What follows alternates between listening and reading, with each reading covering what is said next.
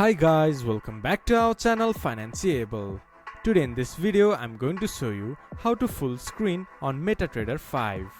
To do so, follow some simple steps with me. First of all, open your MetaTrader 5 application. Then make sure that you are logged in to your account. Then just press F11 on your keyboard. Then it will view you in full screen.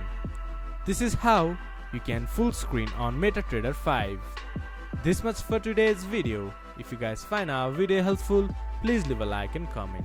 And do not forget to subscribe our channel and hit the bell icon. I'll see you guys again in our next video. Thank you for watching.